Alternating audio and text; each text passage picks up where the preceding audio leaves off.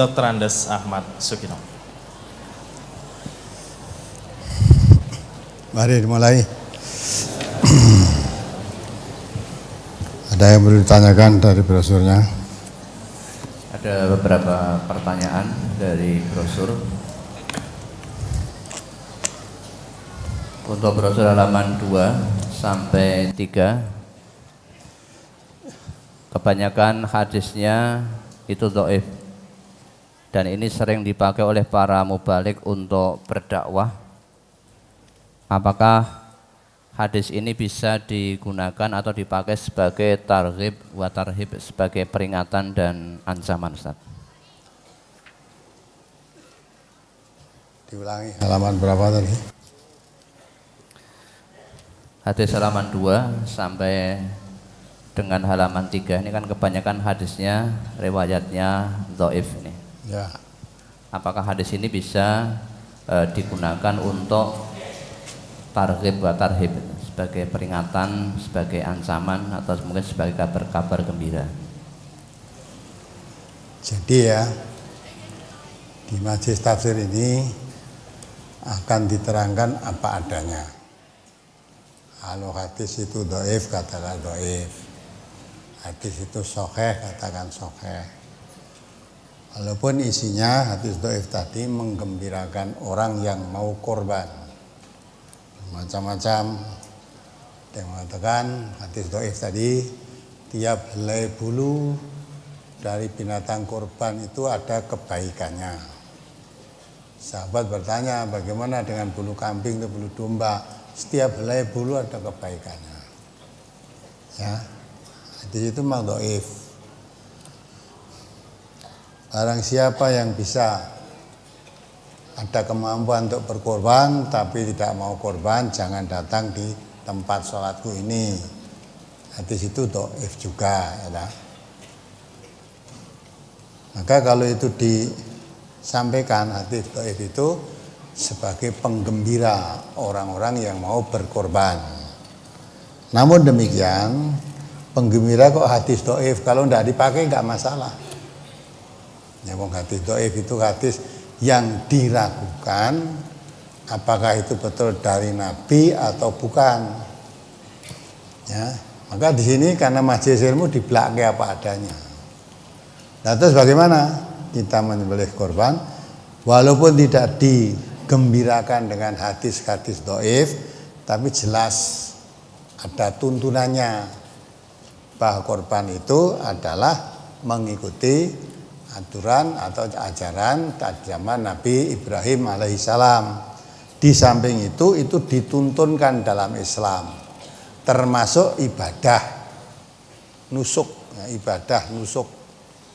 Walaupun digembirakan atau tidak digembirakan, kalau suatu bentuk ibadah yang disunahkan, apalagi diterangkan sunnah muakkadah, perkara ganjaran seberapa kita tidak perlu perhatikan ganjaran.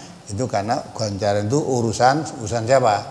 Allah. Yang penting kalau kita melaksanakan ibadah itu lillahi rabbil alamin, sebagaimana ikrar kita inna sholati, sungguhnya sholatku, wa nusuki. Nusuk itu korban. Nusuk itu ibadah dengan menyembelih hewan.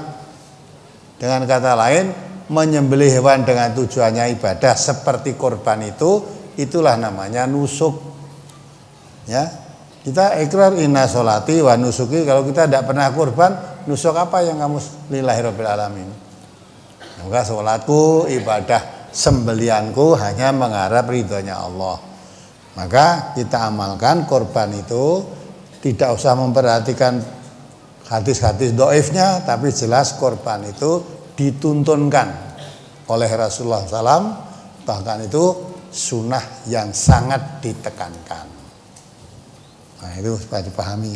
Mengapa hadis dhaif diterangkan ini? Biar kamu tahu bahwa hadis-hadis yang kadang-kala dipakai untuk para dai itu hadisnya dhaif. Ya, kita melaksanakan kurban bukan karena hadis-hadis dhaif ini. Kita melaksanakan kurban karena ibadah nusuk yang diperintahkan dituntutnya oleh Nabi kita Muhammad sallallahu alaihi wasallam. Ya.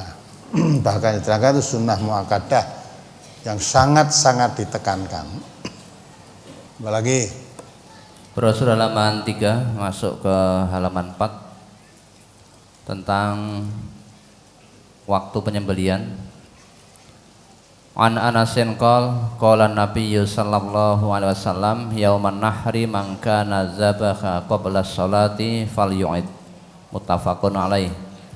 Walil Bukhari man zabaha qabla sholati fa innama yadhbahu li nafsihi wa man zabaha ba'da sholati faqad tamma nusukuhu wa asaba sunnatal muslimina, rawahul Bukhari.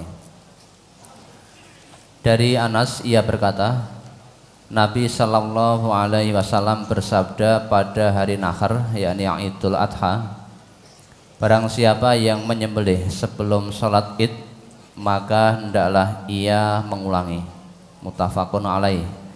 Dan bagi Bukhari, barang siapa menyembelih sebelum sholat, maka sesungguhnya ia hanya menyembelih untuk dirinya sendiri, yakni tidak dinilai sebagai ibadah kurban. Dan barang siapa menyembelih sesudah sholat, maka sempurnalah ibadah sembeliannya dan bersesuaianlah pelaksanaannya dengan sunnah kaum muslimin.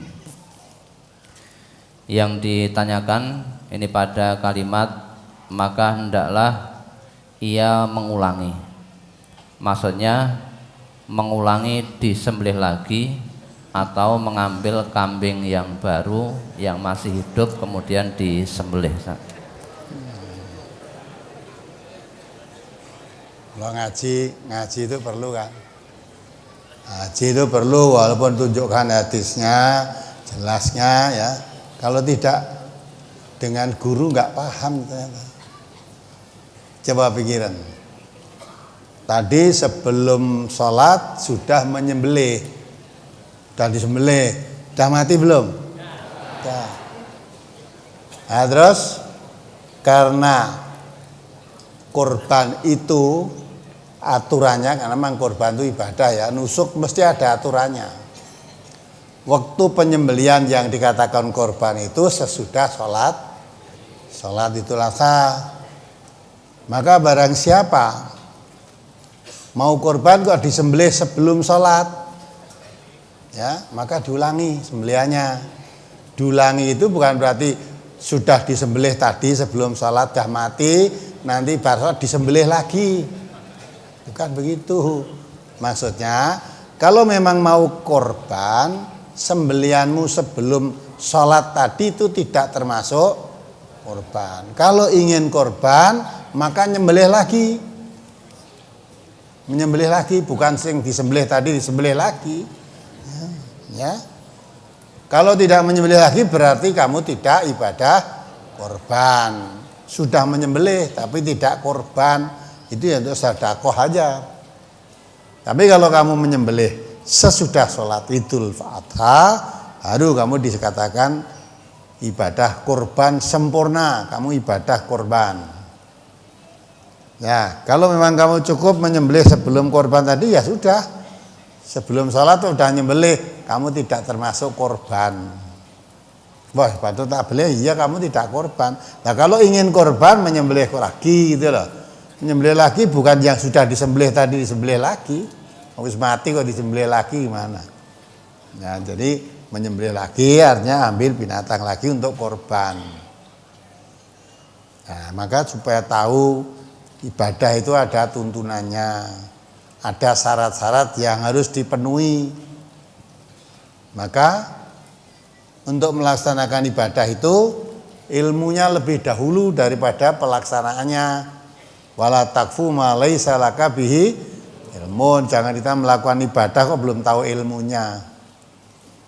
Nah, maka ngaji dulu, tahu ilmu, baru ternyata korban itu binatang yang dikorbankan disembelih setelah sholat Idul Adha. Nah, sebelum sholat kamu menyembelih bukan korban. Maka kalau kamu menyembelih sebelum sholat berarti menyembelih untuk dirimu sendiri. Kalau dagingnya juga kamu bagi-bagian ya sedekah saja, tidak termasuk ibadah gitu.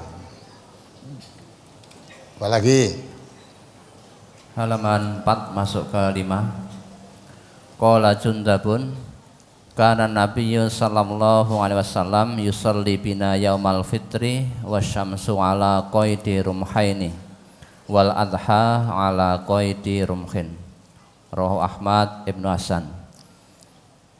Telah berkata Jundab, adalah Nabi sallallahu alaihi wasallam salat Idul Fitri bersama kami sedang matahari tingginya kadar 2 batang tombak. Dan beliau sholat Idul Adha di waktu matahari tingginya kadar 1 batang tombak. Dari hadis ini disebutkan ada Idul Adha. Kata-kata Adha, kenapa disebut Adha? Apakah karena pelaksanaannya pada saat matahari naik sepenggalah seperti di surat Duha, lafadz hurufnya ini hampir sama, dan Adha itu artinya apa, Ustaz? Idul Adha. Hari apa? Hari menyembelih, hari raya untuk menyembelih itu. Jadi bukan karena Idul Adha waktunya sama dengan duha, lah Idul Fitri. Ya. Apa? Kalau Idul Fitri 2 batang tombak sama dengan apa? Padahal Idul Fitri. Ya. Ini hanya menjelaskan waktu salat Idul Adha itu waktunya lebih pagi daripada salat Idul Fitri. Sunahnya lagi, salat Idul Adha disunahkan tidak makan dulu sebelum salat. Tetapi kalau sholat Idul Fitri disunahkan makan dulu sebelum sholat, karena habis puasa toh. Nah, pagi-pagi mau sholat Idul Fitri makan dulu. Tidak puasa seperti kemarin, sudah selesai puasa ini maka akan sholat disunahkan makan dulu. Makan atau minum lah, pokoknya berbuka. Tetapi kalau Idul Adha disunahkannya makan atau minum atau berbukanya setelah sholat. Nah gitu, itu hanya membedakan waktunya, bahwa sholat Idul Fitri dengan sholat Idul Adha walaupun sama-sama pagi, waktunya lebih pagi daripada sholat Idul Fitri. Jadi sholat Idul Fitri dengan sholat Idul Adha lebih pagi waktunya sholat Idul Adha. Kalau sholat Idul Adha kira-kira matahari sebatang tombak, kalau Idul Fitri kira-kira matahari 2 batang tombak tingginya. Nah, namanya ibadah mesti ada aturannya. Ibadah nusuk lain, selain korban, akikah. Akikah itu juga ada aturannya. Ya, akikah itu ada aturannya. Waktu menyembelih akikah bukan sak punyanya kambing. Waktunya kapan? Hari ke-7 dari kelahiran bayi. Maka putu kok ngakekoi mbahe kuwi ora eneng gitu. Kalau mbah mengakekoi cucuna mungkin gitu. Cucunya baru lahir, mbahnya punya kambing, ya tinggal akekah untuk cucu saya. Nabi Ibrahim juga mengakekoi Hasan dan Husain itu. Kalau Nabi Ibrahim, Nabi Muhammad sallallahu alaihi wasallam mengakekoi Hasan dan Husain. Ya, tapi kalau cucu mengakui mbah itu sudah kelewatan. Ya toh, 7 hari ke-7 dari kelahiran bayi itu waktunya akikah. Kurang tidak boleh, lebih tidak boleh. Maka kalau ada mengatakan Nabi Muhammad mengakikoi dirinya setelah jadi Rasul, itu hadisnya tidak bisa diterima. Ya. Banyak yang begitu-begitu. Ya. Kalau ada mbah wis mati, dibelah ke wedhus, alasannya untuk mengakikoi simbah. Ya. Ada enggak yang begitu? Hanya belah wedhus, akikah simbah dulu belum diakikoi. Nah, sekarang diakikah sembelihkan kambing. Ya, katanya besok untuk tumpahan di surga. Itu kaya yakin bae ning swarga. Dia neng swarga ora neng tumpakan beleh ki wedhus. Ya ta? Ombae gedhe dhuwur wedhuse kaya Cempe. Nek ning swarga mung numpak wedhus ya penak ning donya berarti. Ning donya numpak pesawat kok ning kono mung wedhus. Ya ta? Kayak wedhusnya cilik kan numpak sikile krengseh nanti.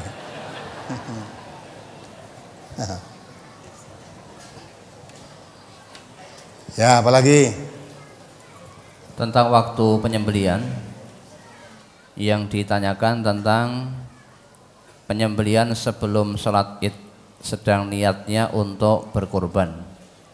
Apakah penyembelian ini sah dan apakah dagingnya halal? Karena niatnya berkurban tetapi tidak sesuai tuntunan karena penyembeliannya sebelum sholat id. maka diterangkan.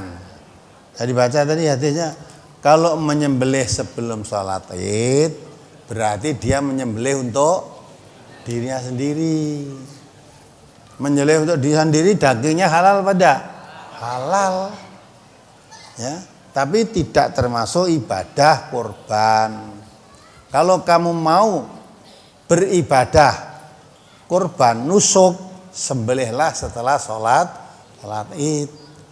Nah tadi sebelum dagingnya halal enggak? Halal, kita tidak menyembelih apa itu waktu itu aja boleh kok, untuk dirinya sendiri, untuk lauk boleh juga, tapi tidak untuk kurban. Kurban itu ibadah. Kalau menyembelih untuk dirinya sendiri bukan ibadah kan? Yang dibaca hadisnya tadi. Halaman 4 yang paling atas, dari Anas ia berkata, Nabi Shallallahu Alaihi Wasallam bersabda pada hari Nahar, yakni hari Idul Adha, barang siapa yang menyembelih sebelum sholat id maka hendaklah ia mengulangi. Muttafaq alaih. Dan bagi Bukhari, barang siapa menyembelih sebelum sholat maka sesungguhnya ia hanya menyembelih untuk dirinya sendiri, yakni tidak dinilai sebagai ibadah kurban. Dan barang siapa menyembelih sesudah sholat maka sempurnalah ibadah sembeliannya dan bersesuaianlah pelaksanaannya dengan sunnah kaum muslimin. Paham tak? Jadi menyembelih untuk diri sendiri, dagingnya halal saja, halal. Tetapi tidak termasuk ibadah kurban, gitu loh. Dan niat saya kurban, mbok niat atau kurban durung wancine, durung sah. Misalnya kita mau sholat itu ibadah. Kita mau kuta, waktu-waktu yang telah ditentukan oleh Allah, ada waktunya. Ya, kalau jam sekian kamu niate sholat duhur, sah nggak sholatnya? Tidak. Kenapa tidak sah? Belum waktunya. Gitu? Sembelih kurban sebelum sholat id, niatnya kurban, sah apa tidak? Tidak sah karena belum waktunya. Waktunya ibadah kurban itu setelah sholat Idul Adha, itu waktunya. Kalau kamu sembelih sebelum waktunya, walaupun niati kurban tidak jadi ibadah kurban. Karena kurban ada waktunya. Ya. Apalagi adab dan bacaan menyembelih. Di brosur halaman 5, An Anasin qol dhaha Rasulullah sallallahu alaihi wasallam bi kabsaini amlahaini aqranaini qala wa ra'aituhu yadhbahuhuma bi yadihi wa ra'aituhu wadhi'an qadamahu ala sifahihima qala wa samma wa kabbara, rawahu Muslim. Dari Anas ia berkata, Rasulullah sallallahu alaihi wasallam menyembelih kurban dengan 2 ekor kibas yang bagus dan bertanduk. Ia, yakni Anas berkata, saya melihat beliau menyembelih keduanya dengan tangan beliau sendiri, dan saya melihat beliau meletakkan kaki beliau di atas batang leher binatang itu. Ia, Anas berkata, beliau membaca basmalah dan bertakbir, Bismillahi wallahu akbar, dengan nama Allah dan Allah Maha Besar. Yang ditanyakan tentang bacaan menyembelih, apakah boleh kalau basmalahnya dibaca Bismillahirrahmanirrahim, kemudian wallahu akbar. Kenapa? Kalau ada tuntunan gitu kok tidak tanya apakah boleh? Yang sudah jelas boleh, gampang, kenapa tidak kamu menanyakan boleh dan tidaknya kamu masih belum yakin? Tuntunan menyembelih itu Nabi mengatakan Bismillahi wallahu akbar. Angele apa tuh? Mengkarek nurut Bismillahi wallahu akbar kok tidak. Nek Bismillah dibaca itu Bismillahirrahmanirrahim Allahu akbar, itu boleh enggak ya? Wis sing kena tuntunannya ada kok dadak tekok sing urung kena. Nah, orang itu kalau agama sukanya membuat-buat sendiri. Ya. Assalamualaikum ya, assalamualaikum warahmatullahi wabarakatuh. Nek ditambahi assalamualaikum waalaikumna ya. Assalamualaikum waalaikumna warahmatullahi taala wabarakatuh, boleh enggak gitu? Ya dah? Nabi kita sudah nuntun kan, kalau kita bersalam itu assalamualaikum warahmatullahi wabarakatuh. Sudah sempurna itu. Ya. Nah sekarang ditambah assalamualaikum waalaikumna warahmatullahi taala wabarakatuh. Boleh enggak itu? Boleh dan tidaknya kamu masih tanya. Yang jelas boleh aja, ada dan mudah. Kenapa enggak kamu laksanakan? Ya, lalu waalaikumna, kan ada perempuannya juga. Kalau sudah assalamualaikum, walaupun tidak pakai waalaikumna, kum semua, lagi perempuan terkena semua itu. Ya dah? Maka tuntunan Nabi itu assalamualaikum warahmatullahi wabarakatuh. Yang diberi salam dituntut menjawab sesuai, paling tidak sesuai dengan salamnya, syukur lebih baik. Maka ada orang mengucap assalamualaikum, jawabnya waalaikumsalam. Menjawab waalaikumsalam warahmatullahi, bagus. Atau waalaikumsalam warahmatullahi wabarakatuh, sempurna. Ya, lah kalau orang memberi salam assalamualaikum warahmatullahi wabarakatuh, kita menjawabnya waalaikumsalam, kurang. Karena menjawab salam itu supaya lebih baik, paling tidak sepadan. Ya, kalau dia menjawab assalamualaikum, jawab waalaikumsalam. Kalau dia assalamualaikum warahmatullahi, ya waalaikumsalam warahmatullahi. Ya, kalau assalamualaikum warahmatullahi wabarakatuh, waalaikumsalam warahmatullahi wabarakatuh, sempurna. Supaya lebih baik, tambahi waalaikumsalam warahmatullahi taala wabarakatuh, lebih sempurna tambahi taala kok gitu. Nah, menurut tuntunan Nabi tidak begitu. Ya. Jadi kita itu jangan sok ngewah-wah. Yang sudah jelas tuntunannya ada dan mudah. Ya. Kenapa kita membuat sendiri? Nah, tampaknya dulu Nabi lupa, kurang ta'ala. Tapi pinter kamu ya, daripada Nabi. Ya. Nabi mengucap salam assalamualaikum warahmatullahi, padahal ada perempuan juga kok tidak waalaikumna, berarti Nabi lupa itu. Udah ikut aja apa yang ditunjukkan Nabi, itu yang jelas benar. Nah. Jadi bismillahirrahmanirrahim wallahu akbar. Ya, dengan nama Allah dan Allah Maha Besar. Aja mbak tambahi bismillah disempurnakan. Bismillahirrahmanirrahim. Allahu akbar sempurna. Allahu akbar walillahil hamdu. Ngono sisan kan? Baik kan, sempurnakan. Bismillahirrahmanirrahim wallahu akbar walillahil hamdu gitu. Nah, ketok apik, betul apik. Nek ora dituntunke Nabi gitu. Ya ta? Lah eleke ning ndi? Eleke ra nurut tuntunan. Ya, maka kita ibadah itu jangan ditambah, jangan dikurangi, pas saja dikatakan oleh Nabi itu. Itu yang paling baik, mengikuti Nabi itu yang paling baik. Apalagi masih pada hadis tersebut bahwa Rasulullah menyembelih kurban dengan 2 ekor gibas. Jadi gibas itu jenis kambing apa?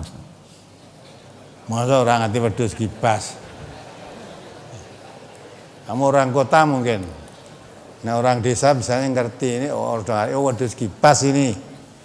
Apa? Gibas itu yang apa? Ya, bukan sekedar gembel. Dus gibas itu dus gembel itu yang buntutnya besar itu loh, buntutnya besar. Nah, dus gibas. Apalagi tentang urunan atau patungan kurban, tidak harus semuanya sama tentang biayanya masing-masing orang tersebut. Lantas untuk pembagian daging kurban bagaimana? Apakah disesuaikan dengan besarnya iuran tadi, Ustaz? dibesar sesuai dengan iuran ya silakan. Yang penting kamu tahu. Ya. Kalau kita mau urunan sapi paling banter tuh orang berapa? 7. Ya, orang 7. Tidak harus misalnya sapinya harganya 20 juta atau 21 juta, tidak tiap orang harus 3 juta. Ada yang 3 juta, mungkin yang lebih mampu ada 5 juta, ada yang kurang mampu 5 juta, tidak mampu misalnya ada 2 juta, ada yang 1 juta. Yang penting 7 orang, tidak boleh lebih. Ya. Terus pembagiannya bagaimana? Kalau sesuai dengan tuntunan itu, paling banter si korban itu boleh memakan dagingnya seberapa? Sepertiga. Nah, nanti kita sepertiga kita berikan si korban. Kalau itu urunan orang 7 ya sudah, orang 7 tadi dikasih sepertiga. Yang ngedum biar dibagi orang 7 itu kalau mau. Aku ora nukeh, bagi aku udah oke. Nah, ya. Atau sekarang dihitung, ya, kamu urunnya hanya 1 juta, saya 3 juta, berarti harus 3 kali bagiannya lebih daripada kamu. Nah, gitu kan? Ada yang wes timbang udur rame sakuran jaluk. Boleh nggak tidak minta? Boleh. Nah, wong urunan rukun iso ngangkat sapi bareng karek ngedum padu. Wis aja korban kalau gitu. Nek mau ngarep padu aja rasa korban. Ya. Nah, gitu kan? Urunan itu saya biasa tidak akan minta saya harus sekian, urun sekian harus sekian, tidak. Bagi. Monggo sepertiga itu siapa yang mau bagi silahkan kan itu kan. Itu pun tidak wajib. Yang korban wajib mendapat sekian tidak minta pun boleh. Nah, kalau wajib tidak minta kan dosa. Tidak, saya korban ya orang, tapi saya tidak minta dagingnya. Semua tak bagi aja, itu boleh. Apa lagi? Brosur halaman 11 tentang pembagian daging udhiyah. Wa yad'imu ahla baitihi sulusa wa yad'imu fuqara ajiranihi as-sulusa wa yatasaddaqu 'ala su'ali bis-sulusi.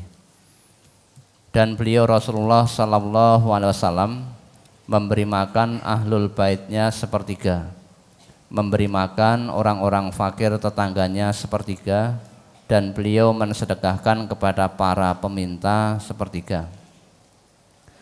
Bagaimana dengan keadaan sekarang ini? Untuk mencari fakir miskin sangat sulit. Bagaimana kalau pembagiannya sepertiga untuk pekurban, 2/3 untuk lingkungan, Ustaz? Boleh saja. Sepertiga untuk si korban tidak minta pun boleh. Jadi Nabi melaksanakan begitu itu tidak harus seperti itu, tidak.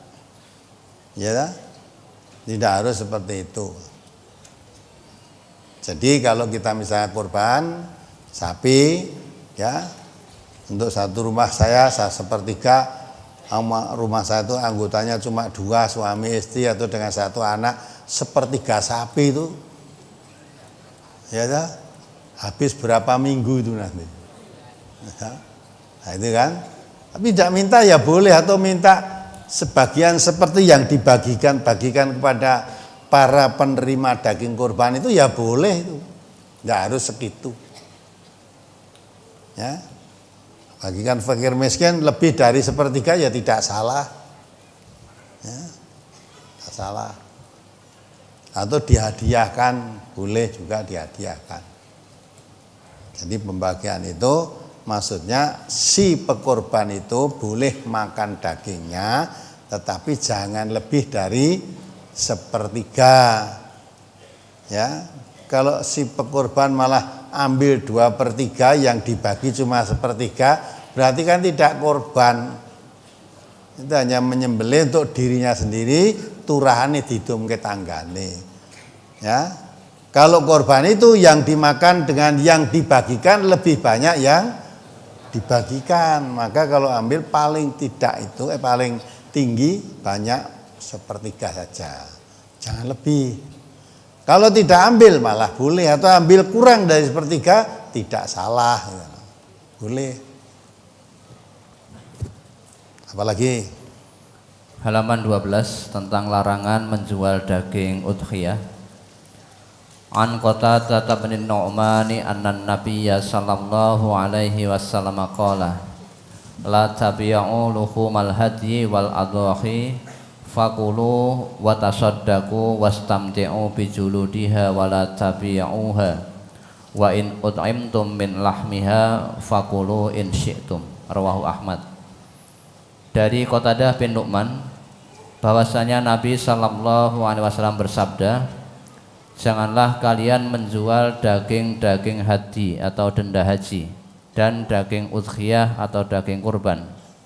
Makanlah dan sedekahkanlah dan manfaatkanlah kulitnya, dan janganlah kalian menjualnya. Dan apabila kalian diberi dagingnya, maka makanlah jika kalian mau. Pertanyaan tentang kepala dan kikil dijual lalu uangnya untuk kepentingan madrasah. Kemudian juga bagaimana dengan kulit kurban yang diberikan kepada atau diberikan ke madrasah, ini diperbolehkan atau tidak? kulit kurban diberikan ke madrasah boleh saja. Ya, kulit korban diberikan kepada madrasah boleh saja. Terus madrasah nanti kulitnya nggak apa, ya mungkin bisa dipakai untuk musik, ya, pakai untuk musik rebana apa itu boleh. Tapi kalau dijual uangnya diberikan madrasah tidak boleh.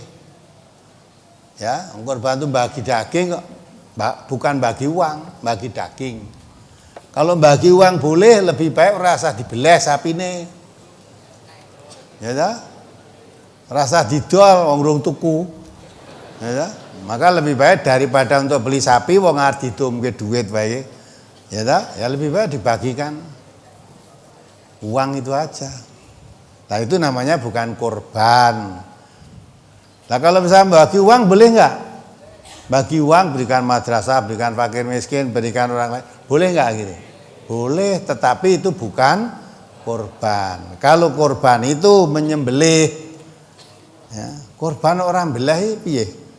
Nah, yang disembelih, yang dilakukan penyembelihan untuk korban biasa dilakukan oleh Rasulullah, zaman Rasulullah, yang biasa dijadikan korban itu kambing, sapi, unta. Tidak ada menyembelih kerbau, menyembelih kuda, itu enggak ada. Yang korban sapi, kambing, unta. Itu. Nah, setelah itu kepalanya dan kakinya dijual. Terus dikasihkan madrasah. Gua apa madrasah? Ya, kasih uang. Kalau kepalanya, kakinya diberikan orang malah boleh. Kalau kamu jual dulu diberikan uang tidak boleh. Ya, karena daging korban tidak boleh dijual. Nah, itu kepala kan bukan daging. Mosok kepala kan ya enak dagingnya. Ya. Malah sekarang banyak orang minta kepala kok. Ya, sembelih niku kasih do njaluk kepala. Kepala itu sampai aja dagingnya, ya, ada otaknya juga kan. Nah, jadi tidak boleh itu. Pokoknya daging kurban jangan dijual. Nah kalau saya diberi daging, sedang saya tidak suka makan daging, tak jual boleh nggak? Tak boleh. Maka tadi di situ diterangkan ya, oleh Rasulullah tadi ya, di situ daging udhiyah kurban makanlah, sedekahkanlah, manfaatkanlah kulitnya, dan janganlah kalian menjualnya. Apabila kalian diberi dagingnya, maka makanlah jika kalian mau. Diberi dagingnya, makanlah jika mau. Tidak mau, tak jual. Tidak boleh dijual. Ya, kalau kamu tidak mau, berikan orang lain yang mau. Yang mau masih banyak kok, kamu diberi tidak mau kamu jual. Tidak boleh dijual. Nah gimana? Tak jual, tak jual ke beras, arep makan daging ora duwe beras kok, itu dah. Nah, tak beras dijual ke beras.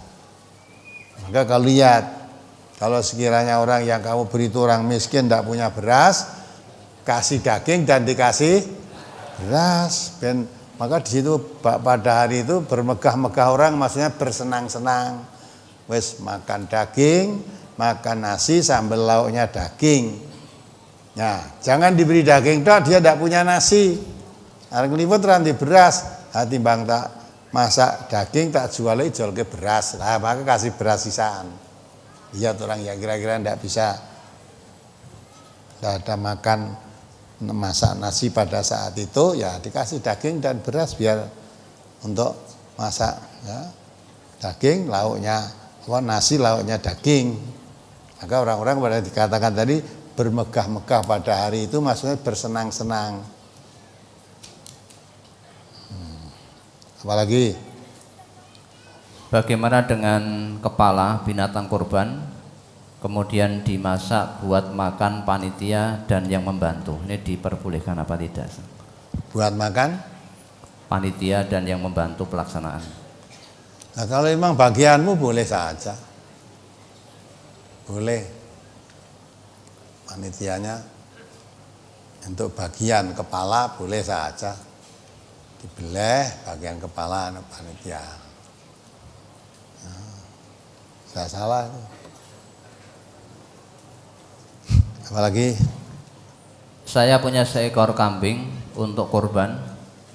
2 minggu yang lalu tanduknya patah satu karena bertengkar. Masih sahkah hewan ini digunakan untuk berkurban? tidak boleh. Itu namanya cacat ya. Kalau aslinya tidak punya tanduk malah boleh ya. Kalau tanduk kemudian karena sapi apa kambing tadi berik, akhirnya tanduknya patah satu, ya itu namanya cacat, nggak boleh itu.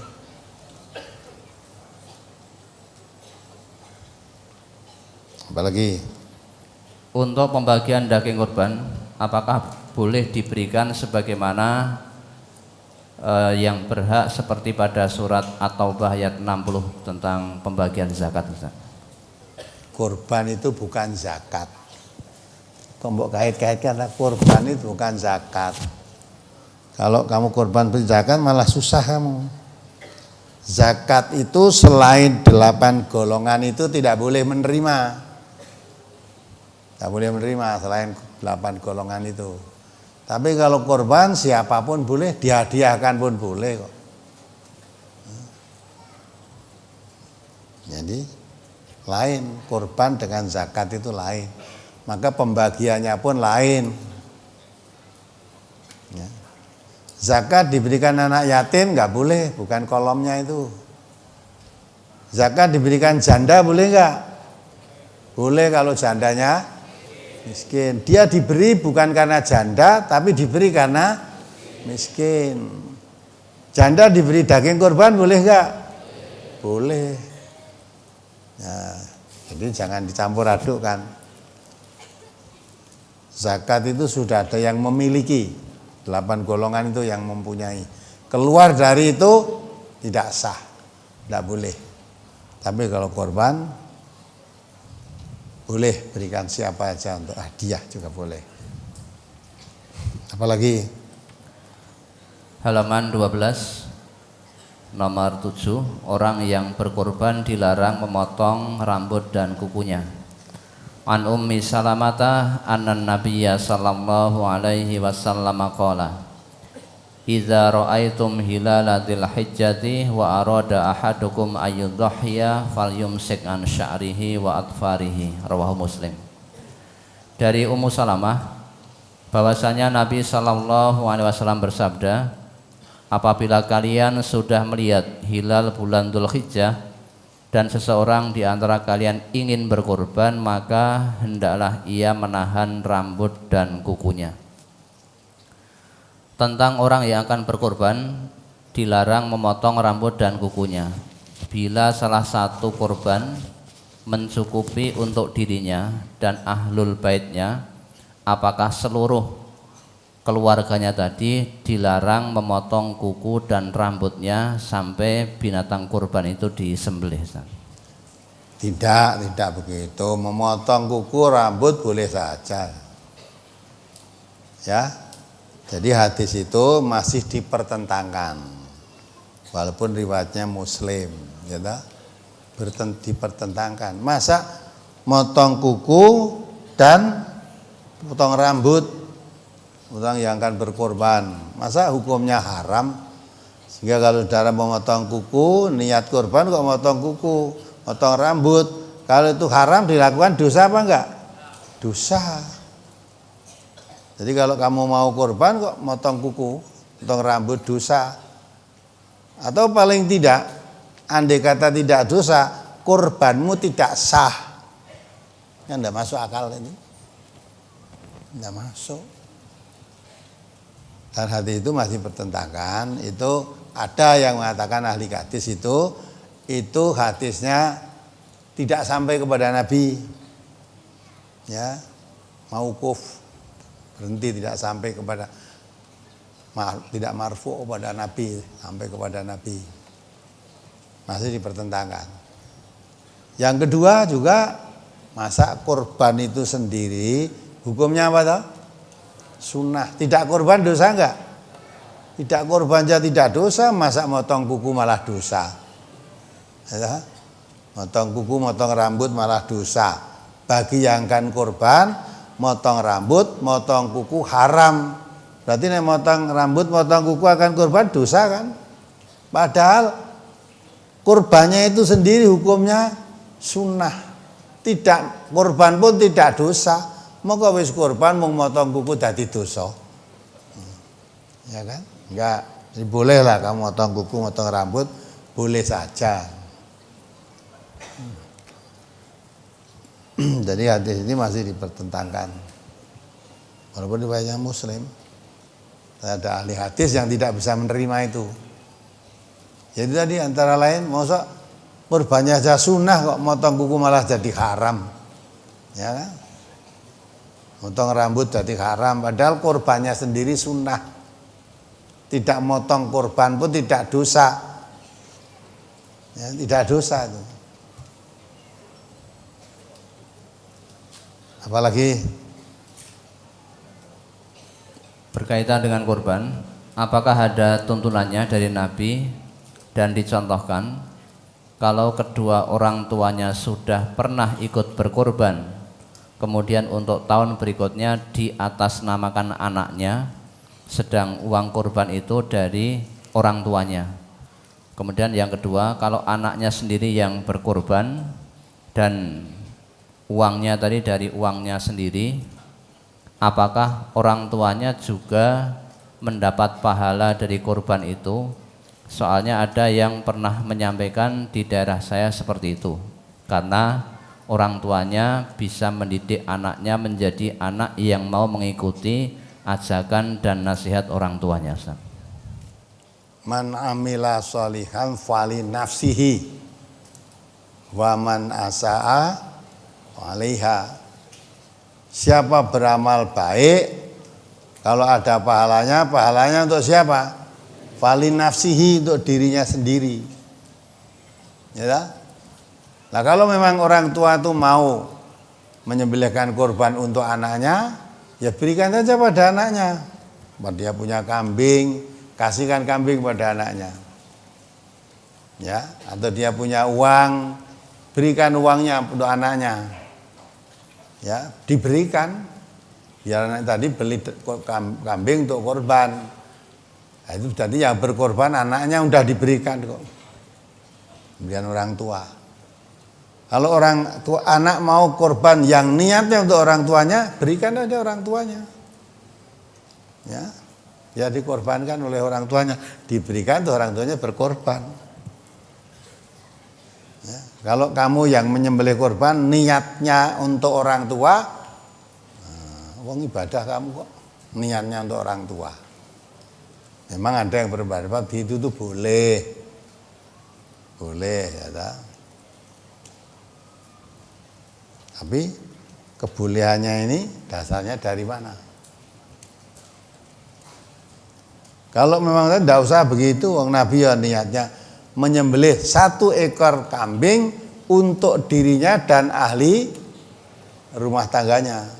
Artinya membelih kambing 1 atau sapi 1 tujuannya untuk dirinya dan 1 keluarganya. Dengan kata lain 1 keluarga itu menyembelih 1 udah boleh.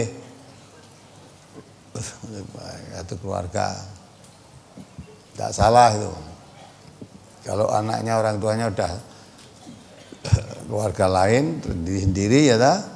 Kecuali kalau memang orang tuanya tidak bisa menyembelih korban, anaknya menyembelih korban 1 yang untuk dirinya dan untuk semua keluarganya, diniatkan begitu boleh saja.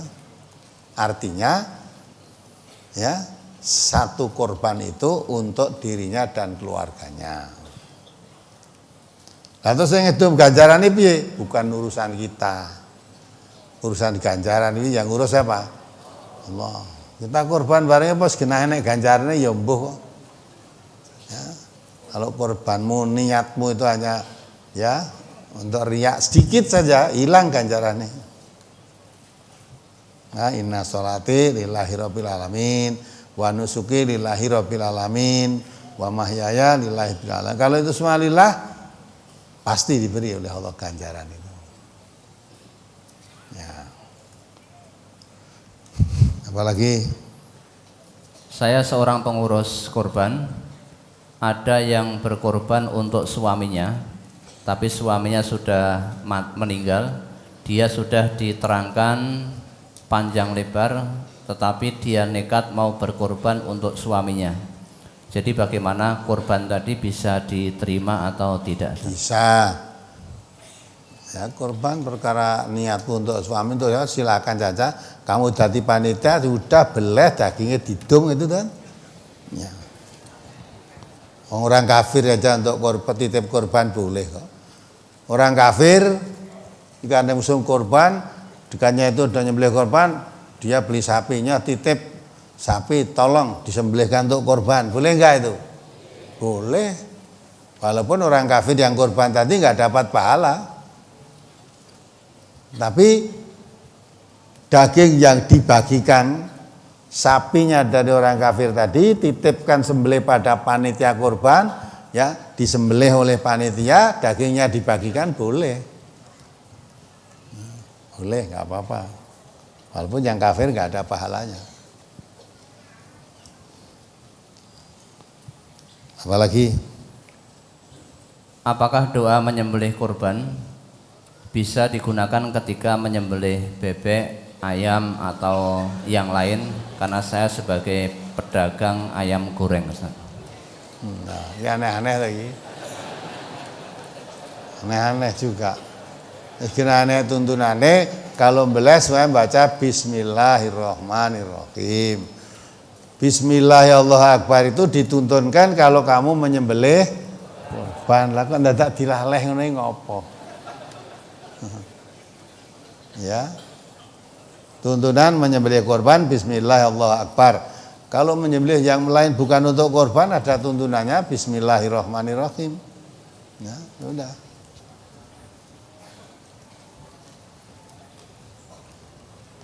Jadi jangan suka menerapkan yang mestinya untuk satu ibadah tempat lain diterapkan pada yang lain, jangan. Kadang-kadang kita memang sok kebacut begitu. Wong ngandani dienggo manggil wong salat jamaah ya adani wong mati. Aneh dah. Wong mati diadani ada ndak? Nah, tempat saudara kan ya gitu lah. Wong mati arep mangkat diadani Allah Akbar Allah. Padahal adzan itu digunakan untuk memanggil orang sholat jamaah, itu pun sholat wajib. Kalau sholat sunnah walaupun sak lapangan penuh Idul Fitri itu Adha itu tidak pakai adzan itu. Lah kok malah wong mati diadzani. Bareng wis dikubur wis karek duruki kok mati sik. Kok mati wis arep diuruki. Ya kan jarang nganggo akal lagi. Ongkot kok mati sholat, ayo sholat. Lah kok diuruki iki piye? Apa ya iso omong itu arep sholat mbak uruki ya ndak bisa sholat. Kok mati sholat, apa lagi? Mati diadani hayya ala sholat, ayo sholat. Aku mati, ngono iso jawab. Aku mati. Nek iso ngomong aku mati berarti cek urip. Kok nek wis mati kok dijak sholat iki piye?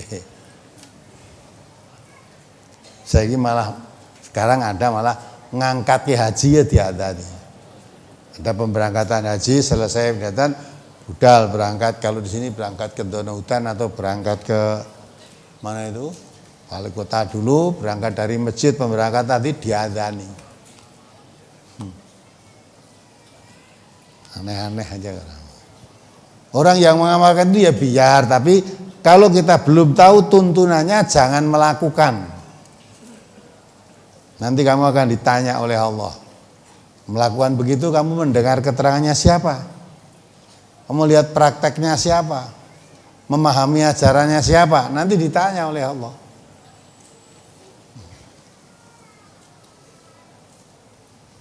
Terus memikul jenazah sepanjang jalan baca tahlil la ilaha illallah karo mikul jenazah. Kita ada apa itu kita ya?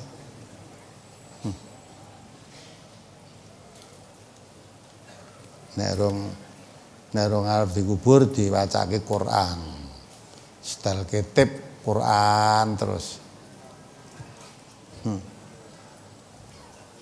Nek wis rampung arep dipikul le maca Quran mandeg ganti adzan.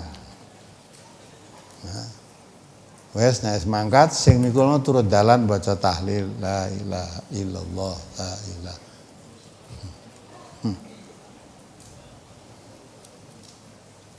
Ya, ngono ki nek dikandani ya ora keneng kok. Ya sudah, ya. Kita nggak usah ngandani mereka, hanya kita menyebarkan Islam. Islam itu tuntunannya seperti ini. Nganggo ya karepmu, ora nganggo ya karepmu. Kewajiban kita hanya menyebarkan Islam, bukan mengislamkan orang lain. Kita dakwah itu bukan mengislamkan orang. Ya, di Banyuwangi ada kajian MTA di sana. Ya, rapat kalau mau dakwah di sana tuh mau dibuatkan tenda di muka gereja loh, dakwah ning kono. Ya dah. Jangan mengislamkan orang Islam. Enggak. Kita tidak akan mengislamkan orang Islam, tidak akan mengislamkan orang kafir. Ya. Dakwah itu hanya menyebarkan Islam, bukan mengislamkan orang. Nabi aja ora iso mengislamkan orang. Kalau Nabi bisa mengislamkan orang, Abu Thalib mesti diislamkan. Abu Thalib paman Nabi sampai mati dituntuni baca syahadat, tidak mau sampai Nabi menangis, menusurkan air mata. Sebab apa? Abu Thalib itu lelah bertanya atau pembelaannya kepada Nabi dalam menyebarkan agama Islam dari gangguan-gangguan orang musyrikin, orang kafirin Quraisy besar. Bukan Nabi karena nabinya, karena ponakannya. Ya, tapi sampai sakaratul maut dituntun oleh Nabi masuk Islam, tidak mau. maka mati, Nabi mencucurkan air mata. Getun, sebab apa? Tidak bisa membalas kebaikan pamannya. Nanti di hadapan Allah, walaupun ini pamannya, Nabi nggak bisa membela apa-apa, tidak bisa memberi syafaat pada pamannya, nggak bisa. Dan Nabi menangis, turunkan ayat, Allah mengatakan, innaka la tahdi man ahbabta, walakinnallah yahdi may yasha. Hai Muhammad, kamu tidak bisa mengislamkan, memberikan hidayah untuk Islam kepada orang yang kamu sukai. Tetapi Allah yang bisa memberikan hidayah kepada siapa yang dikehendaki. Nyata, henti Nabi. Jadi Nabi itu tidak berkewajiban mengislamkan orang. Kalau Nabi berkewajiban mengislamkan orang, kalau orangnya tidak jadi Islam kan dosa Nabi. Ya. Maka kewajiban Nabi, wa ma alaina illal balaghul mubin. Tidak ada kewajiban bagiku. Kewajibanku hanya menyampaikan keterangan-keterangan yang nyata. Kami hanya menyampaikan Islam saja kok. Itu pun disuruh juga oleh Nabi, qul, katakan Muhammad, aminu bihi aw la tu'minu. Kamu beriman atau tidak beriman. Faman syaa fal yu'min wa man syaa fal yakfur. Setelah Nabi menyampaikannya, kamu boleh iman, kamu boleh kafir. Tidak ada harus kamu iman, enggak. Boleh iman, boleh kafir. Dan Nabi tidak mengislamkan orang. Nah, kita dakwah juga seperti yang dilakukan Nabi, tidak mengislamkan orang, tetapi menyebarkan Islam di tengah-tengah masyarakat orang, manusia. Ya, kita menyebarkan Islam. Islam itu begini, aturannya begini, Islam ini mau korban itu aturannya begini. Ya, binatang yang boleh dikorbankan adalah ini, yang tidak boleh dikorbankan menurut aturan Islam ini. Yang sakit misalnya pincang, jelas pincangnya. Ya, sakit mata jelas sakitnya. Ya, yang gemuk jangan milih kurus yang tidak ada sumsumnya atau dagingnya, nah itu aturan Islam. Karena kamu mau pakai silahkan, tidak mau pakai ya silahkan. Hanya Islam itu harus disampaikan kepada masyarakat manusia. Nah, kalau kamu masuk Islam, jangan merasa berjasa kepada yang mengajak kamu menyebarkan Islam padamu. Ya. Karena zaman Nabi ada orang masuk Islam tujuannya biar menyenangkan Muhammad, tuh kita masuk biar dia seneng. Ya. Jadi niatnya masuk Islam ini nyeneng ke orang. Ditegur oleh Allah, turunkan ayat, coba dibaca ayatnya. Al-Hujurat ayat 17 itu. Surat Al-Hujurat nomor 149 ayat 17. A'udzu billahi minasyaitonir rajim. Yamunnuna 'alaika an aslamu qul la tamunnu 'alayya islamakum balillahu yamunnu 'alaikum an hadakum lil imani in kuntum shadiqin. Mereka merasa telah memberi nikmat kepadamu dengan keislaman mereka. Katakanlah, janganlah kamu merasa telah memberi nikmat kepadaku dengan keislamanmu. Ya, itu kan. Yamunnuna 'alaika an aslamu.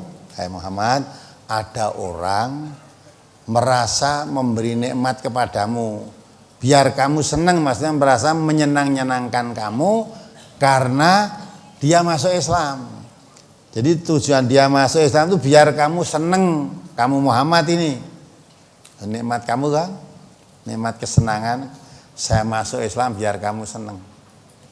Tapi nanti kalau saya keluar Islam kan kamu sedih, maka saya tak masuk. Ya. Padahal Nabi sendiri disuruh menyatakan oleh Allah, qul aminu bihi aw la tu'minu. Katakan Muhammad, kamu beriman apa tidak beriman? Boleh. Tidak beriman ya boleh, beriman ya boleh. Ya. Nah, ini orang masuk Islam, jadi orang yang beriman masuk Islam merasa menyenang-nyenangkan Nabi yang menyebarkan Islam tadi. Maka Allah turunkan ayat, qul la tamunnu 'alayya islamakum. Katakan Muhammad, jangan kamu merasa memberi nikmat kepadaku tentang Islammu. Kamu masuk Islam itu jangan merasa kamu menyenangkan aku. Terus? Sebenarnya Allah, dialah yang melimpahkan nikmat kepadamu dengan menunjuki kamu kepada keimanan jika kamu adalah orang-orang yang benar. Balillahu yamunu alaikum an hadakum lil iman. Jadi jangan kamu merasa memberi nikmat padaku, tetapi sebetulnya kamulah yang diberi curahan nikmat oleh Allah. Dengan keimananmu, kamu menjadi orang iman itu bukan menyenangkan Nabi, tapi kamu diberi kenikmatan oleh Allah menjadi orang yang beriman. Kalau kamu orang yang mengerti, orang yang benar, maka dengan kamu masuk Islam menjadi orang yang beriman, itu namanya kamu dicurahi nikmat oleh Allah dengan imanmu itu. Jangan kebalik malah kamu mau nyenangkan aku, tidak. Senang apa kalau kamu jadi orang Islam? Apa ruginya kalau kamu tidak mau jadi orang Islam? Kan nggak ada ruginya Nabi. Kewajiban saya hanya menyampaikan. Kalau kamu menerima, kamu yang beruntung dengan menerima Islam itu. Kalau kamu menolak Islam, kamu yang akan rugi. Nah, ini harus dipahami. Terus apa lagi? Tentang syarat binatang kurban. Binatang sapi bisa digunakan untuk 7 orang beserta ahlul baitnya. Bagaimana jika salah satu dari yang 7 tadi ada orang Islam yang tidak sholat, kemudian atau ada orang yang di luar Islam, sahkah binatang tadi digunakan untuk kurban? Ngaji seperti ini kok ora paham iki. Ya. Sudah terangkan di akad pagi ini berapa kali. Orang Islam tidak sholat itu tidak ada. Ya. Masa bagaimana kalau yang urun itu ada orang Islam tidak sholat? Orang Islam tidak sholat itu tidak ada. Semua orang Islam mesti sholat. Yang tidak sholat itu kafir gitu loh. Lah kok ana wong Islam ora salat itu mana? Karena yang membedakan Islam dan kafirnya seseorang adalah sholat. Kalau dia sholat ya Islam, dia tidak sholat kafir. Mula ra eneng wong Islam ra sholat itu enggak ada. Semua orang Islam mesti sholat. Semua yang ngaku Islam tidak sholat, semuanya kafir. Ya, masuk kaum kafir lah, ya itu kaum kafir. Loh kan ini ndungani kendurane ora sholat, lah iya itu kaum kafir. Walaupun pinter donga, pinter ngaji, tidak sholat itu kafir. Maca Quran fasih. Donga ya pinter ning ora sholat, lah itu orang kafir. Lah yang ngono mbok kon ndongani, wong donga wae dhewe ora kabul kon ndongani.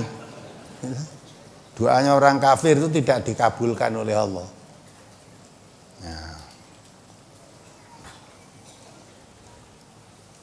Nah kalau dia ikut kurban, apa sah apa tidak? Ya. Maka kalau orang Islam maunya urunan sapi 7 orang, aja golek wong kafir. Wah kurang siji. Lagi ana wong 6 kurang siji. Urunan wong 6 boleh enggak? Boleh. Ya. Urunan wong 5 diangkat dhewe. Boleh. Kenapa kok dadak bingung golek wong kafir? Ya dah. Nah paling banyak kalau mau urunan itu 7 orang. Dilalah orang Islam hanya 6 orang, mau tambah 1 orang kafir, ya tidak boleh. Urunan korban karo wong kafir itu enggak boleh. Wong kena kafir dicak urunan korban iki ya sing gragas sing wong Islam kuwi. Masa tahu wong dia tidak kena syariat sama ayo urunan melu korban, enggak ada syariat bagi dia. Maka itu kalau mau mencari teman untuk urunan beli sapi untuk korban, dia dicari yang Islam, jangan yang kafir. Apalagi tentang larangan menjual daging udhiyah. Pelaksanaan di majelis kita, kulit dikumpulkan, dan ditukarkan hewan kurban. Apakah yang seperti itu ada tuntunannya? Kenapa kulit tidak ikut serta dibagikan untuk lebih sempurnanya kurban kita? Mau dibagikan sak kulitnya ya boleh saja. Ya dah. Nah kamu dibagi kulit, kasih kulit terus kamu gunakan untuk apa? Mau diapakan kira-kira? Ya, kayak kulit wedhus nek mbok nggo apa coba? Nah, bedhug wis ra eneng, apa meneh coba? Nah, arep di nggo gawe apa? Ora iso nganggo wis didol wae. Lho akhirnya ndak boleh dijual kok kamu jual. Nah, maka kalau kita di MTA ini bukan dijual kulitnya, kulitnya ditukar binatang lagi. Ya, ditukar binatang. Misalnya ya, sapi boleh ditukar dengan kulit sapi misalnya 10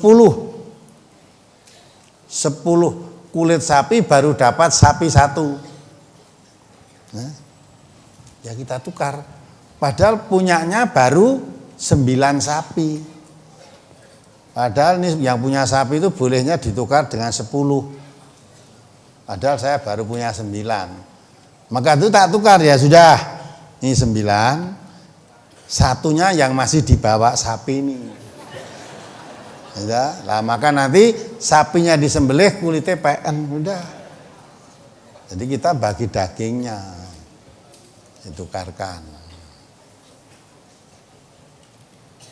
Kalau ditukarkan daging ya tidak boleh. Wong kurban itu menyembelih kok tukar ke daging.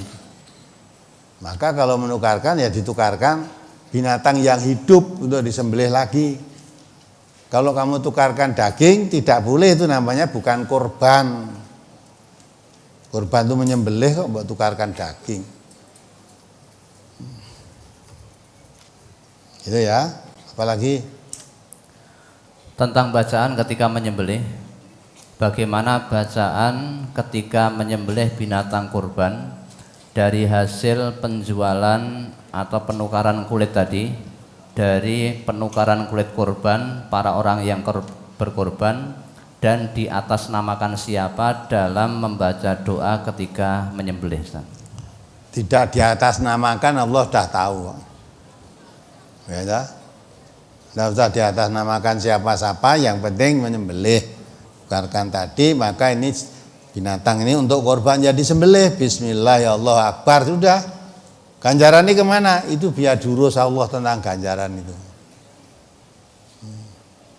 Nah kita yang suruh ngurus ganjaran, padu. Ganjaran itu kudu akeh aku. Wong urunku 3.000. Kowe mengurun 500 ganjaranmu sithik. Nah, padahal Allah tidak lihat ganjaran urunmu akeh atau sithik, yang dilihat oleh itu ikhlasnya. Amal dengan ikhlas. Mampunya memang hanya urun sekian, lebih dari itu saya tidak mampu, saya berusaha maksimal untuk melaksanakan korban ini, iso ini urunan, uang punya uang 500.000, ya sudah kita urunkan untuk ngenepi itu. Ganjaran ini seberapa? Ya terserah Allah nanti diberi ganjaran apa tidak.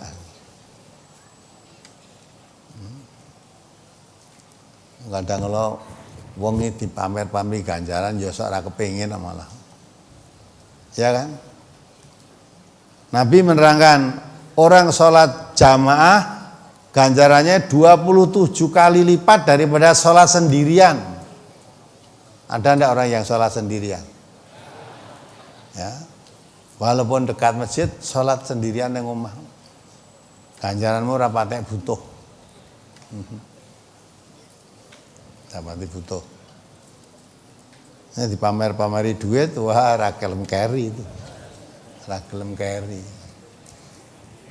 Maka kalau kita ibadah, niatnya ikhlas, pelaksanaannya benar, menurut tuntunan, sudah perkara ganjaran itu urusan Allah. Yang penting untuk mendapat ganjaran itu, niatnya harus lurus, pelaksanaannya pun harus benar. Walaupun niatnya lurus, pelaksananya tidak benar, ya jangan mengharap pahala.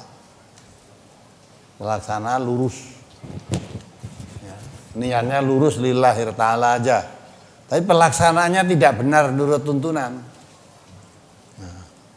Sekarang pelaksananya benar, tapi niatnya tidak lurus, ya tidak jadi. Tidak jadi pahala. Maka di samping niatnya lurus, pelaksananya harus benar. Ya seperti tadi, ya tak? Niatnya korban, hanya mengharap ridha Allah, niatnya korban, niatnya lurus ya. Tapi pelaksanaannya sebelum sholat id, kan tidak benar pelaksanaannya. Walaupun niatnya korban, karena pelaksanaannya tidak benar, tidak lurus, ya tidak jadi korban. Jadi korban. Apalagi sering dilihat banyak sapi yang dilubangi di telinganya untuk tanda atau nomor hewan yang dikorbankan tadi. Hewan yang seperti ini sahkah digunakan untuk berkorban? Jadi yang dilarang ada yang telinga, lubang telinganya kan nggak boleh tuh. Untuk korban ya cari yang telinganya utuh.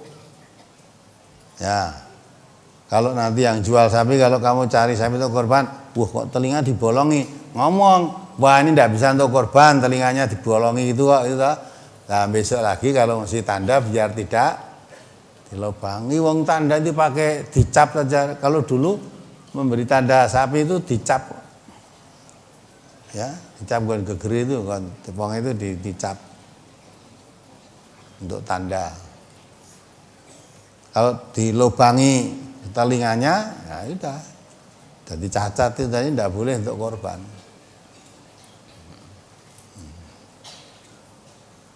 Apalagi?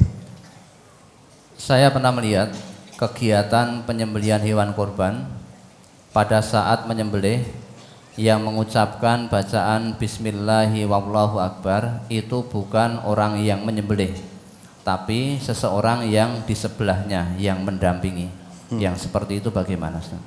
Nah, ngono ditekokke. Yang disuruh mengucap Bismillahi wallahu akbar tadi siapa? Yang menyembelih, bukan yang nonton. Nah, di sebelahnya kan cuma nonton tuh, lihat. Bismillahirrahmanirrahim Allahu akbar tuh kono beleh. Ya, sing maca Bismillahirrahmanirrahim Allahu akbar malah tidak menyembelih. Tidak ada aturan yang melihat binatang kurban supaya membaca Bismillahirrahmanirrahim Allahu akbar, tidak ada aturannya. Yang ada aturannya itu orang yang mau menyembelih, bukan orang yang melihat. Apalagi tentang urunan kurban, apakah boleh seorang istri membantu memberikan urunan kepada suami untuk membeli kambing karena uang suami tidak cukup untuk membeli kambing, Ustaz? Boleh. Wong itu ora urun aja suami menyembelih untuk dirinya dan keluarganya sudah sah kok. Apalagi mau beli suaminya tidak punya duit kurang ditambah istrinya boleh. Tambah istrinya kurang tambah sisan anaknya boleh. Gitu. Untuk sak keluarga kan boleh. Apalagi saudara saya punya kambing 2 untuk berkorban. Yang satu dikorbankan atas nama saudara saya tadi, yang satunya diberikan atas namanya sendiri. Yang saya tanyakan, bagaimana kurban yang atas nama saya itu, apakah pahalanya juga sama dengan kurban sendiri, Ustaz? Iya lagi, punya kambing 2, yang satu sembelih untuk namanya sendiri, yang satu disembelih untuk siapa? Saudaranya. Iya, untuk keluarganya itu, satu keluarga di situ. Kalau mau biar untuk korban saudaranya, bukan satu keluarga di rumah itu keluarganya, ya lebih baik kambingnya diberikan pada saudaranya tadi. Ya, nyata kayak wedhus nggonen korban, nah itu tak. Nah, akhirnya dia korbankan. Nah, itu untuk di yang dikorban itu memang wedhusnya dia. kambingnya dia. Walaupun itu pemberian dari kamu, tapi sudah diberikan. Nah, sedang kamu sendiri menyembelih kambing untuk dirimu dan keluargamu itu boleh. Ya, Nabi juga tahu menyembelih untuk satu ekor kambing untuk dirinya dan untuk ahli warisnya, untuk ahli baitnya, maksudnya untuk keluarga. Apalagi bolehkah berkorban di dua tempat? Seperti berkorban di majelis dan berkorban di masyarakat. Oh, boleh di 10 tempat ya boleh. 10 tempat ini korban. Masyarakatmu karena banyak desa-desanya sana masyarakatnya ya, gitu, korbannya kok hanya sedikit, kamu tambahi biar tambah banyak boleh juga. Ya. Kebetulan kamu punya rumah ya di daerah mana sana kok umat Islam nggak ada yang korban, kamu korbankan juga di sana, boleh juga, boleh. Apalagi hewan korban pemberian dari suatu lembaga yang dulu melalui pengajuan proposal, itu boleh apa tidak untuk berkorban? ya coba terangkan lagi. Hewan korban pemberian dari suatu lembaga yang dulu melalui pengajuan proposal, itu boleh tidak digunakan untuk berkorban. Di sini permasalahannya dalam pengajuan proposal itu dibolehkan apa tidak? Boleh aja. Ya, banyak orang yang ngajukan proposal di MTA ini. Ya, ajukan proposal, minta kambing hidup, mau disembelih di mana, boleh, yang penting untuk korban. Nah, mesti kamu tanya lah ganjarannya piye? Nah, ganjarannya yang ngejak proposal atau yang memberikan korban? Nah, itu urusan Allah. Yang jelas kita korban dapat pahala. Mau kita yang korban. Yang ngajukan proposal ya mudah-mudahan dapat karena dia ikut jerengke ya, menebarkan pembagiannya tadi. Coba nek ngajak proposal dijoke minta untuk korban terus dibelah dhewe pangan dhewe ya ndak boleh. Dosa malah itu. Tapi kalau usaha korban disembelih itu ikut dibagi di masyarakatnya boleh juga, itu berarti ikut menyembelihkan. Membantu tenaga penyembelihan tadi boleh.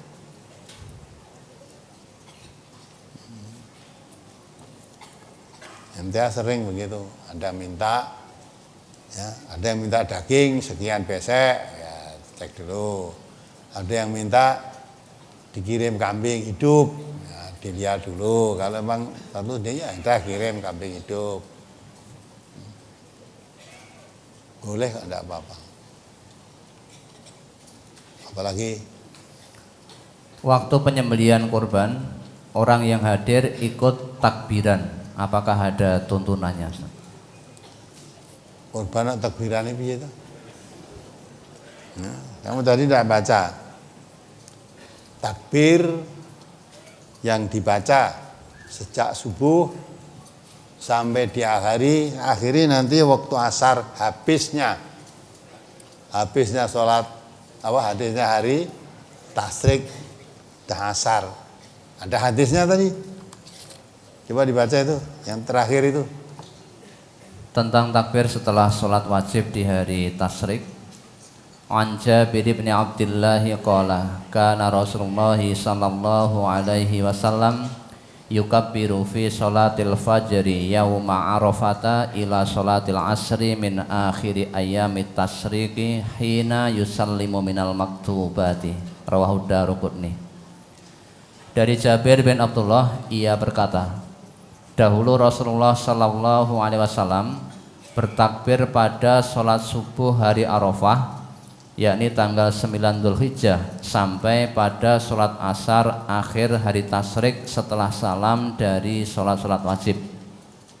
Hadis riwayat Daruqutni juz 2 halaman 49 nomor 27 dhaif karena dalam sanadnya ada perawi bernama Amr bin Syamir. Keterangan tentang perawi Amr bin Syamir tersebut, Al-Jauzajani berkata, Zaighul kadzab, orang yang menyimpang dan pendusta.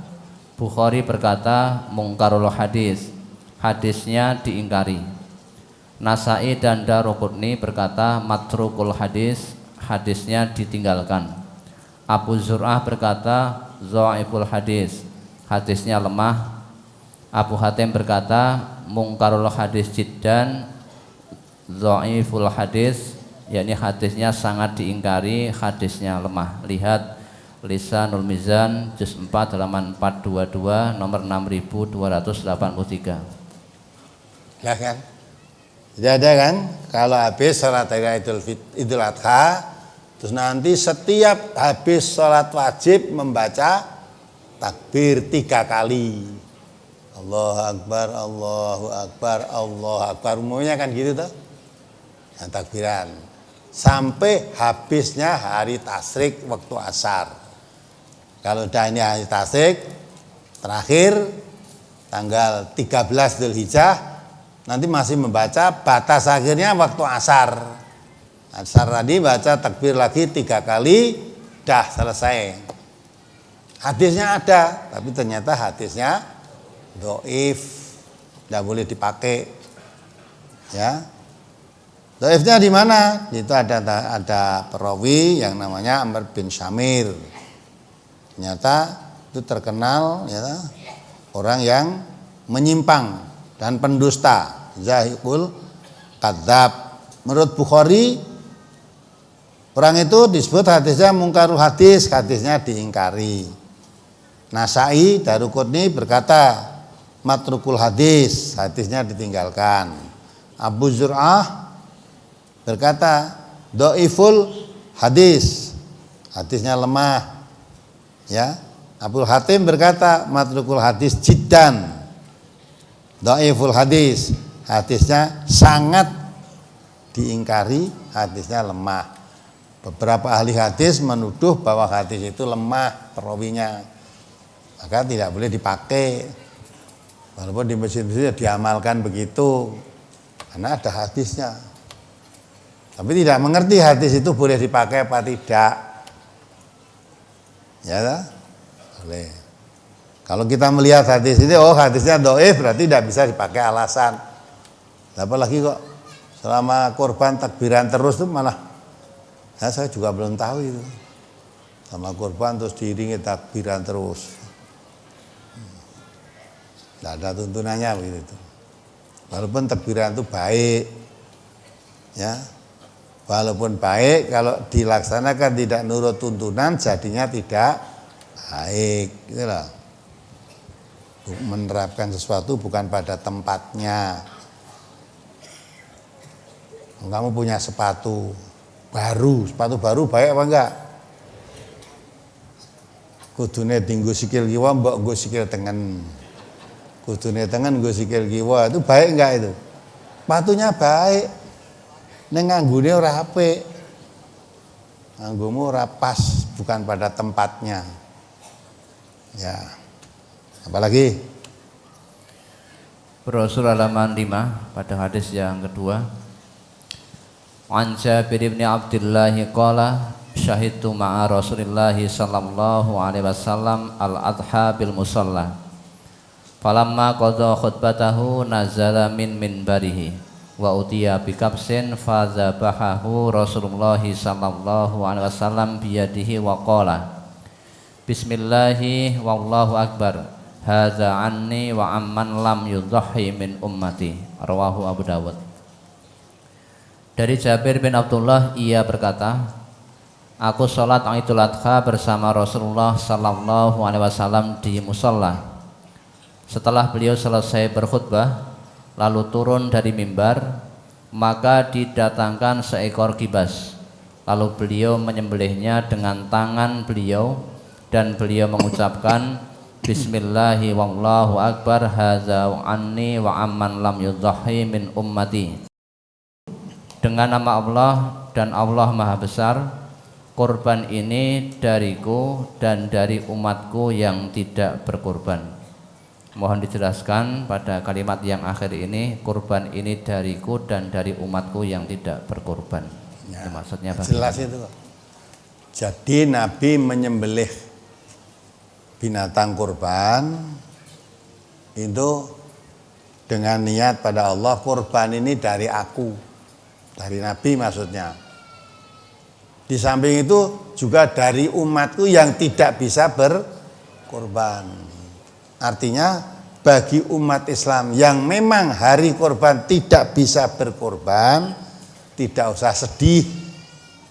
Ya, sudah dikorbani oleh Nabi.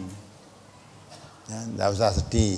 Tetapi bagi yang bisa berkorban, jangan mengatakan tidak bisa. Ya, kita bisa korban atau tidak bisa berkorban, itu Allah tahu nggak kira-kira? Tahu, yang memberi rezeki itu Allah. Mestinya kamu diberi rezeki oleh Allah. Kalau mau berkorban bisa, lah kok tidak mau? Nah, maka Nabi tadi mengkorbankan binatang tadi, diniatkan untuk dirinya dan untuk umatnya yang memang tidak berkorban. Tidak berkorban karena tidak bisa. Kalau bisa berkorban tentu tidak akan tidak berkorban. Ya. Jadi bagi umat Islam yang saat itu sebenarnya hari korban tidak bisa korban, tidak usah terlalu sedih. Ya, sudah diniatkan Nabi, dikorbani oleh Nabi lah. Dengan begitu, nah, tapi bagi yang bisa berkorban jangan sampai tidak berkorban. Itu Nabi, rasa tanggung jawab Nabi kepada umatnya. Apalagi Kepala dan kulit hewan korban diberikan kepada satu orang, kemudian kepala dan kulit tersebut dijual, hasil penjualannya diberikan kepada panitia yang kemudian uang itu untuk kas masjid. Bagaimana dengan hal itu? Apakah penjualan dengan rekayasa ini dibenarkan? Tidak, semua rekayasa tidak benar. Agama kok direkayasa ini? Ya, Bani Israel itu tukang merekayasa agama. Ya, Allah melarang Bani Israel itu dilarang menangkap ikan pada hari Sabtu. Larangan itu, hari Sabtu itu hari beribadah, tidak boleh melaut. Ya, dan tiap hari mencari ikan atau melaut itu kok jarang untuk dapat ikan yang besar-besar. Tapi ketika hari Sabtu dia duduk di tepi laut, loh kok ikan besar-besar keluar semua.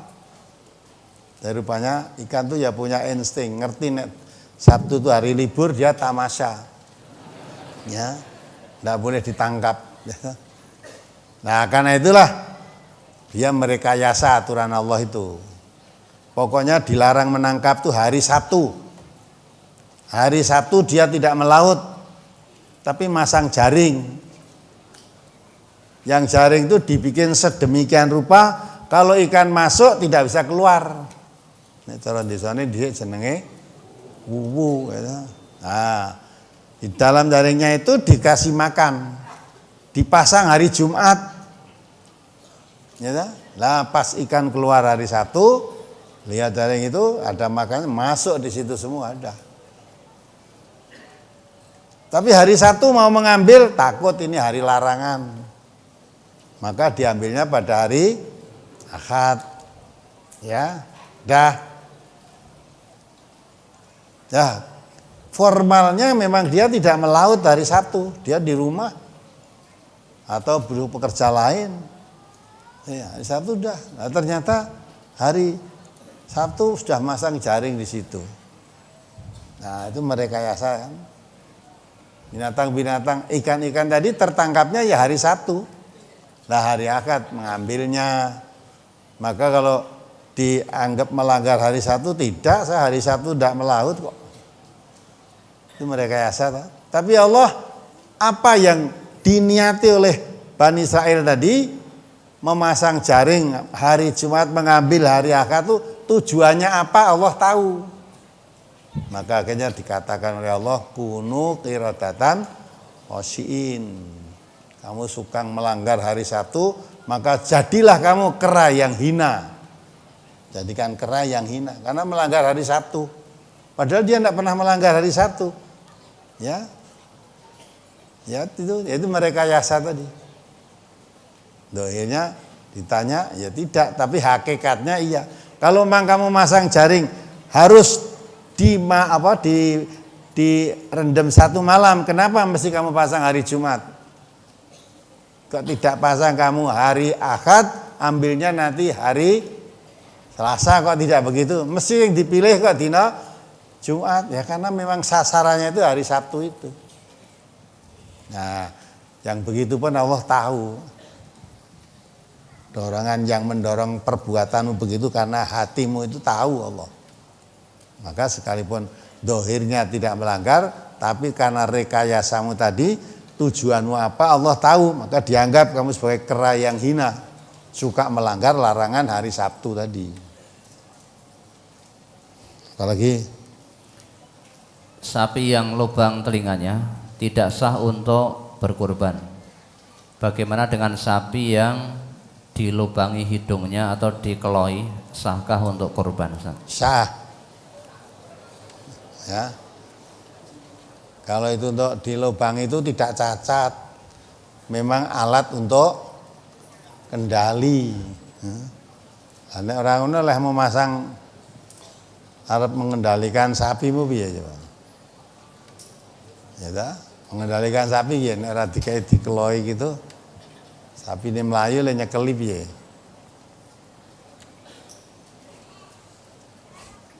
Ya, itu tidak disebutkan. Yang disebut telinganya tadi, bukan hidungnya.